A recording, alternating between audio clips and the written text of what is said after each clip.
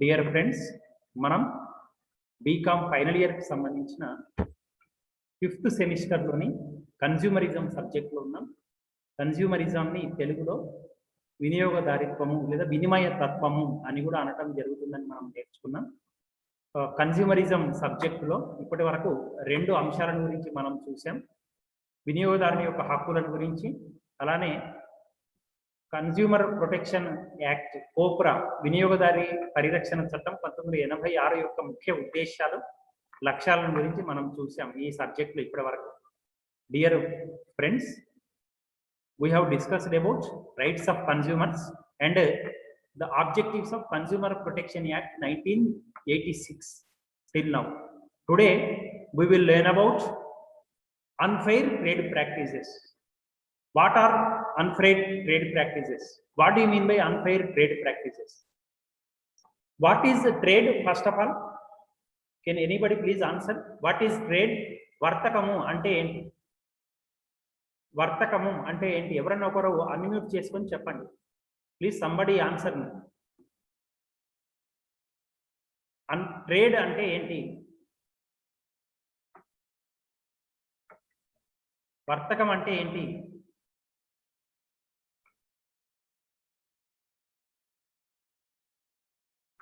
Buying or selling goods.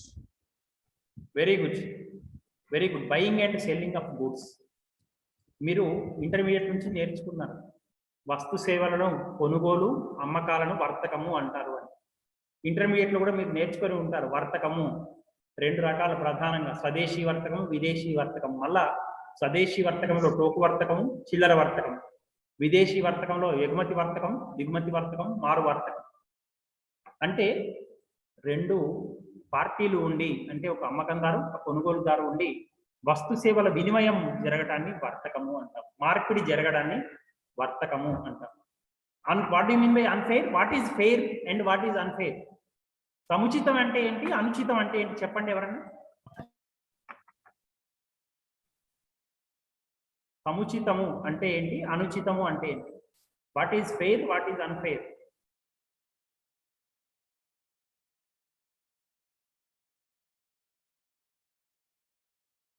See, if fair means that there is fair means fairness is there means no cheating is taking place.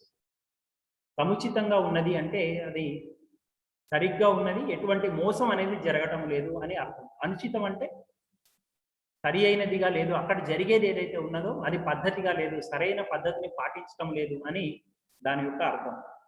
మనము నిత్య జీవితంలో ఎన్నో సందర్భాలలో వర్తకుల చేతులలో మోసపోతున్నాము. కొనుగోలుదారులుగా ఉండి మనం అమ్మకాలదారుల చేతుల్లో మోసపోతున్నాము. అది అమ్మకందారు చేతిలో కావచ్చు, ఉత్పత్తిదారు చేతిలో కూడా మనం మోసపోవడం అనేది జరుగుతున్నది. అటువంటి అనుచితిగా వర్తక విధానాల కొన్ని ఉదాహరణలు మనం చూద్దాం.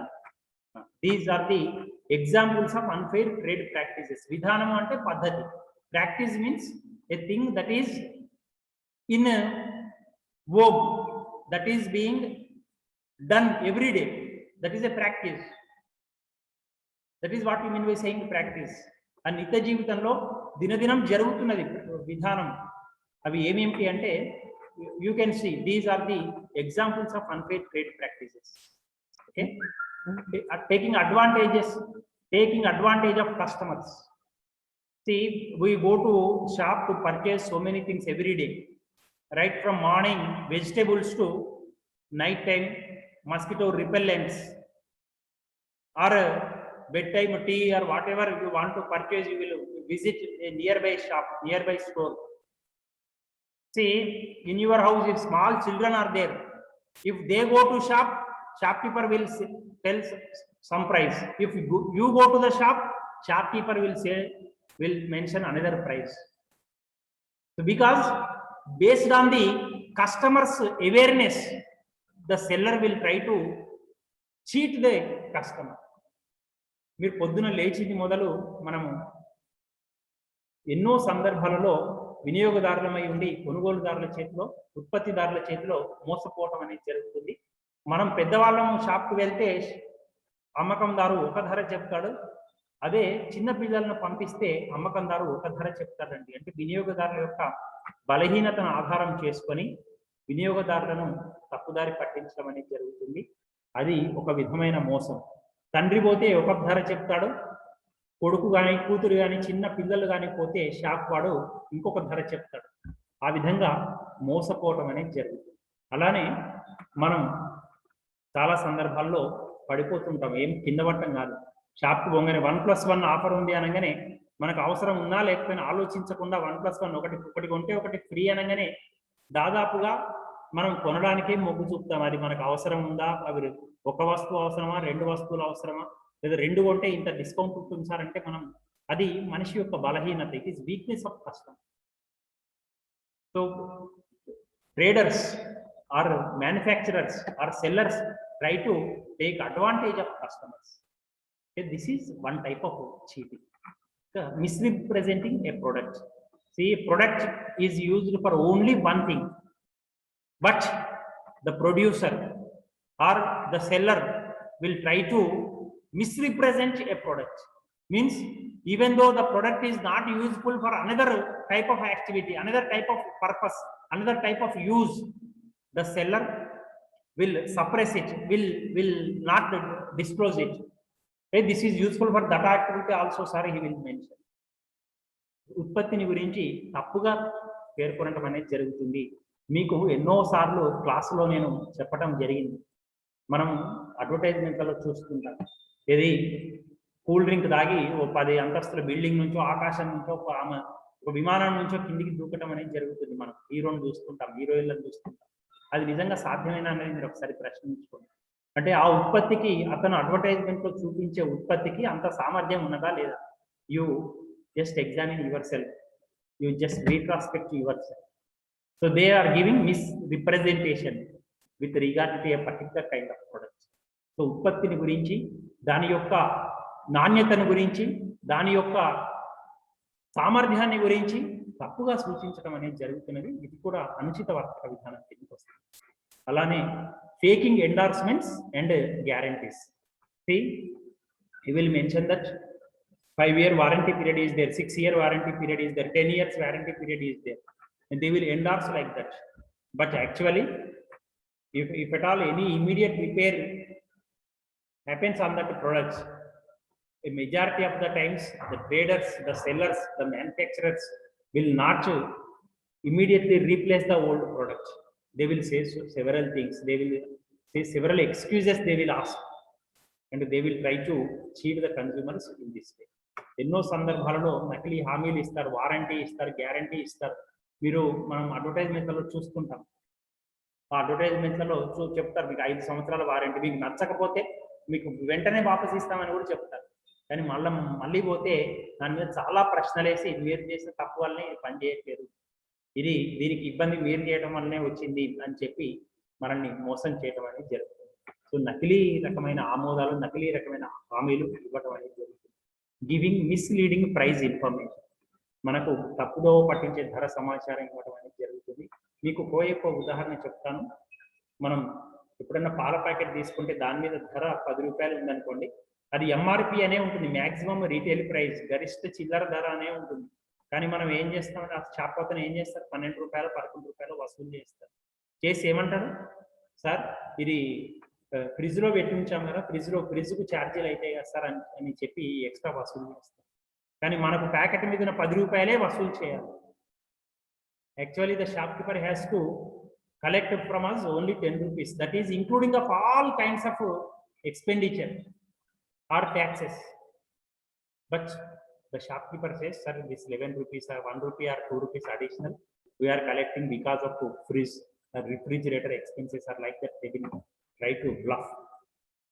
Okay. So then failing to disclose pertinent information. See, in the previous class I mentioned, in an earlier class I mentioned, if we are purchasing a packaged product, all the details regarding that product should be mentioned on the cover, on the pack. Means date of manufacture, date of expiry, what is the quantity, what is the quality, ingredients, okay, maximum retail price, everything should be mentioned on that product. So if they fail to reveal information, disclose pertinent information, that is unfair trade practice. సంబంధిత సమాచారాన్ని వెల్లడించకపోతే అది అనుచిత వర్తక విధానం. ఏవైతే వెల్లడి చేయాలో అవన్నీ ఖచ్చితంగా వెల్లడి చేయవలసిన అవసరం ఉంది. అలానే you can see black marketing. Several times you can see kirana shop వాళ్ళస్ will do this. Suppose every month rice price is increasing, so they will keep it in mind and they will try to black market it. Means they will store it secretly, so that after 6 months, after 1 year, if they sell, they will get more amount as price.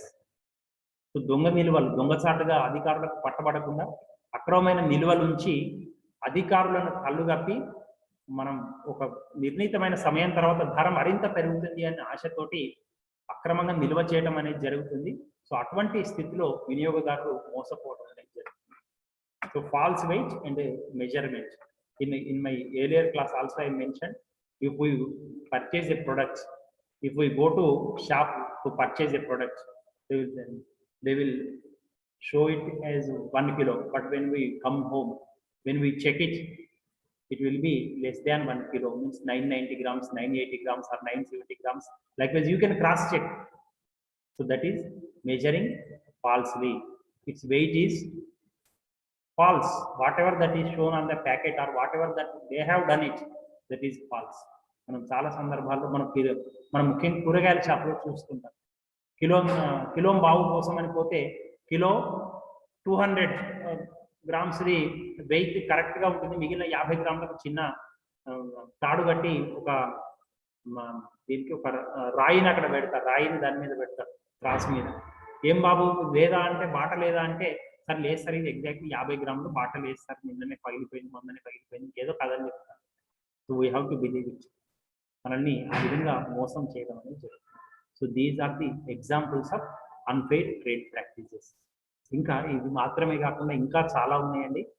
తప్పుడు తూకం, తప్పుడు కొలతలు, ధర విషయంలో అబద్ధం ఆడటం, అట్లనే warranty విషయంలో, గ్యారంటీ విషయంలో అబద్ధాలు ఆడటం, ఉత్పత్తిని గురించి తప్పుగా సూచించడం, వినియోగదారుల బలహీనతలను ఆధారంగా చేసుకొని ఇష్టం వచ్చిన విధంగా చెప్పడం, ఇవి మాత్రమే కాకుండా ఏకస్వామ్యం కోసం ప్రయత్నించడం, అందరూ ఉత్పత్తిదారులు గుమిగూడి ఒకటే విధంగా అయ్యి ఇంకా కొత్త వాడిని ఎవరిని రానియకుండా చేయడం, అట్లానే ఉన్నవాడు ఒకే ఒకడు ఉంటే ఏకస్వామ్యం, ఏక ఛత్రాధిపత్యం కోసం ఇంకా కొత్త వారిని ఎవరిని రానియకుండా రకరకాల విధాలుగా ప్రలోభ పెట్టడం, బెదిరించడం, ఆ విధమైన అనుచితమైన వర్తక విధానాలను మనం నిత్య జీవితంలో ఎన్నో సందర్భాలలో చూడటం అనేది జరుగుతుంది. దీని తర్వాత topic consumerism. Next topic is yes, that is functions of consumer organizations. వినియోగదారి స్వచ్ఛంద సంస్థల యొక్క విధులు తెలుగులో చెప్పాలి అంటే, వినియోగదారి స్వచ్ఛంద సంస్థలు వినియోగదారుల యొక్క హక్కులను పరిరక్షించడం కోసం దేశంలో ఎన్నో రకాల వినియోగదారుల స్వచ్ఛంద సంస్థలు అనేవి పనిచేయటం అనేది జరుగుతున్నది. అవి వాటి యొక్క విధులు ఏమిటి అనేవి మనం చూద్దాం. In our country, several voluntary consumer organizations are functioning with their duties, or these are their duties. Okay, so they try to protect the interests of the consumers, protect the rights of consumers. So in our country, several voluntary organizations are there, have been established to protect the rights of consumers. So their functions are these. We will discuss their functions. So accelerating consumer awareness and educating consumers. See, consumer is cheated everywhere. Consumer is king, they will say, but consumer is in the original world. He is cheated everywhere and anywhere, anytime actually. So everywhere, every time, in fact. See, so in order to educate consumers, in order to accelerate consumer awareness, consumer voluntary organizations are functioning in our country. So వినియోగదారుల యొక్క అవగాహనను వేగవంతం చేయడం, వినియోగదారులను చైతన్యపరిచే ఉద్దేశంతో వినియోగదారి స్వచ్ఛంద సంస్థలను ఏర్పాటు చేయడం జరిగింది. అవి వినియోగదారులే తమంతట తమే ముందుకొచ్చి సంస్థలను ఏర్పాటు చేసుకున్నారు. వాటిని స్వచ్ఛంద సంస్థలు అంటాం. స్వచ్ఛంద సంస్థ అంటే ఎవరి బలవంతం కాకుండా వారంతట వారే ముందుకొచ్చి ఏర్పాటు చేసుకునే సంస్థలు. Voluntary means without any external force, on their own they come forward. That is what you mean by saying voluntary. In our country, several consumer voluntary organizations are there. These are their functions. So in how they can create awareness, these are the various ways. They publish brochures, journals and monographs. They arrange conferences, seminars and workshops, and to educate consumers to help themselves. These are working. So to provide special education to women about consumerism. See, consumers, if we say the word consumer, in consumer both men consumers are there, women consumers are there. So women are cheated to a greater extent in our society as consumers. Okay, so in order to prevent, in order to reduce that cheating, special education to women about consumers' rights, consumer movement is being provided by consumer voluntary organizations to encourage to follow desirable consumption standards. What are the standards, desired standards, how to consume, how much to consume to maintain a good health, like this. On all these aspects, the consumer voluntary organizations will educate the consumers. ఈ అన్ని విషయాలలో కూడా ఈ వినియోగదారులను చైతన్యవంతం చేయడం, అవగాహనను వేగవంతం చేయడం కోసం ఈ స్వచ్ఛంద సంస్థలు అనేవి పనిచేస్తున్నాయి. దాని కొరకు వాళ్ళు ఏం చేస్తారు, బ్రోచర్లను, జర్నల్స్ను, మ్యాగజైన్స్ను, మోనోగ్రాఫ్లను ప్రచురించడం, వినియోగదారుల యొక్క విద్య కోసం కాన్ఫరెన్స్లను, సెమినార్లను, వర్క్షాప్లను నిర్వహించటం, వినియోగదారులు తమకు తామే సహాయం చేసుకోవడం కోసం, తమకు తామే విద్యను పొందడం కోసం సహాయం చేయటం, భారతదేశంలో ఉన్న మహిళా వినియోగదారుల చైతన్యం కోసం, విద్య కోసం కృషి చేయడం. అదే మాదిరిగా వినియోగదారుల యొక్క వినియోగ స్టాండర్డ్ అంటే నాణ్యత ప్రమాణాలను సూచించటం, వాళ్ళు ఆ ప్రమాణాలకు సంబంధించినవి మాత్రమే కొనేటట్టుగా చేయటం. అది ఐఎస్ఐ మార్క్ కావచ్చు, ఐఎస్ఓ మార్క్ కావచ్చు, అగ్ మార్క్ కావచ్చు, ఇంకేదన్నా మార్క్ కావచ్చు. ఏ ఏ వస్తు సేవలు అయితే వాడితే ఎటువంటి ప్రాణ ఆస్తి నష్టం ఉండదు, వాటిని గురించి చైతన్యపరచడంలో ఈ సంస్థలు, స్వచ్ఛంద సంస్థలు నిమగ్నమై ఉన్నాయి. ఇది ఒక విధి. తర్వాత వేరువేరు ఉత్పత్తుల సమాచారాన్ని సేకరించడం, పరీక్షించడం. So they collect data on different products and test them.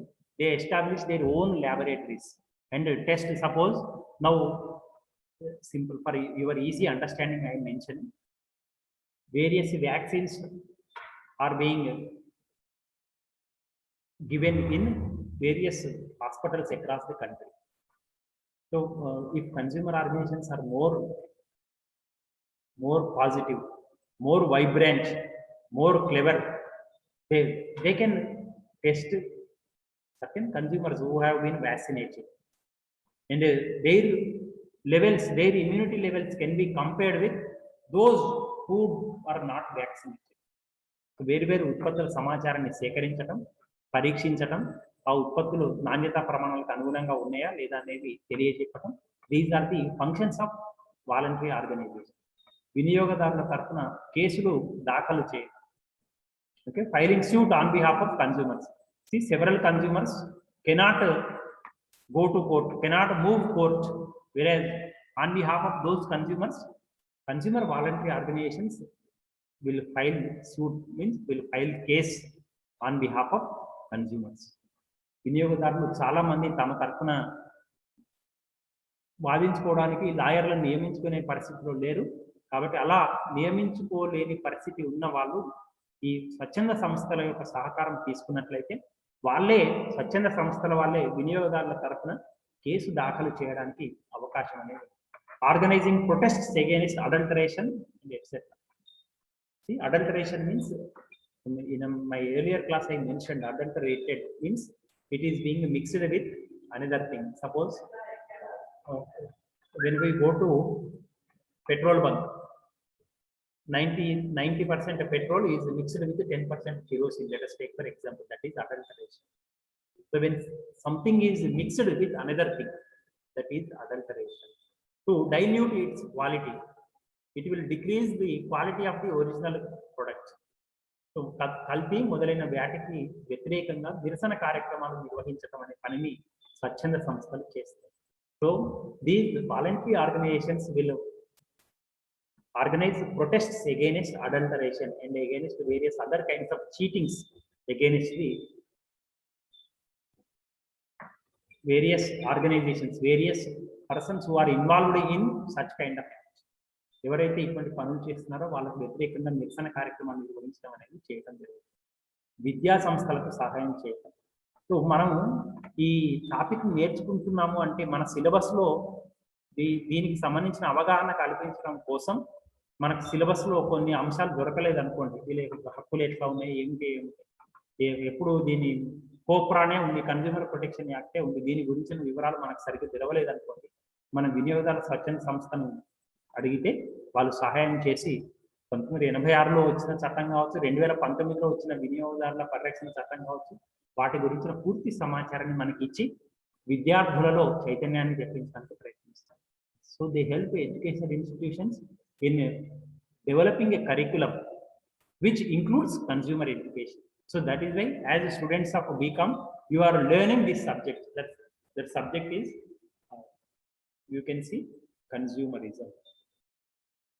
Okay, so this consumerism you are learning because of the active participation of various voluntary organizations or the active involvement of the government in consumer education. You have to remember that. And next one is promoting network of consumer associations. So if only single-handedly we cannot do several things. If two hands are joined, we can do more number of things. I hope you understood. Similarly, if only one voluntary organization comes forward to fight against the government or against the producer who is cheating consumer, he cannot do anything. If more consumer organizations come forward as a network, they form a network, they form a giant what you call cooperative movements, then it will forcefully implement whatever that is mentioned in Consumer Protection Act or whatever that is to be done for the welfare of the consumers. So అటువంటి network కు మద్దతు ఇవ్వటం, వినియోగదారుల సంఘాల network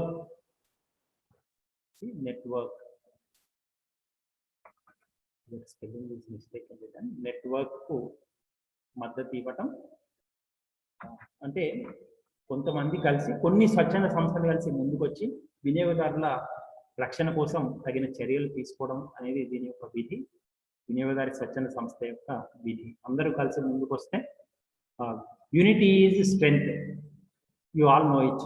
అందరం కలిసి ఉంటే అది బలాన్ని ఇస్తుంది. మానవుడు సంఘజీవి, man is a social animal, Aristotle చెప్పినట్టు. కాబట్టి అందరూ కలిసి స్వచ్ఛందంగా ముందుకొచ్చి వినియోగదారుల హక్కుల పరిరక్షణకు పాటుపడితే అది వినియోగదారులకు రక్షణ ఇస్తుంది. So extending support to government, ప్రభుత్వానికి మద్దతు ఇవ్వడం.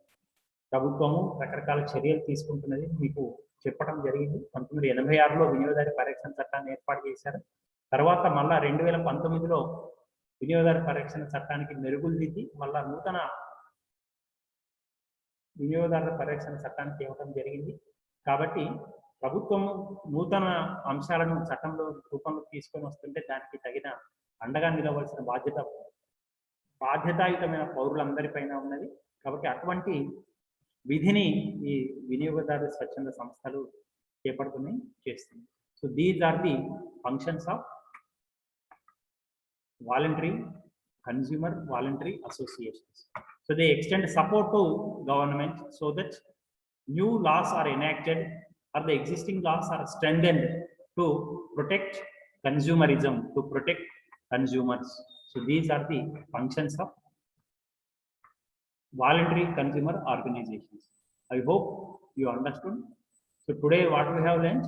Today we have learned what is unfair trade practice and what are the functions of consumer voluntary organizations or voluntary consumer organizations. So these two topics we have learned today. Thank you very much, dear friends. In our next class we will learn some more issues. So thank you very much.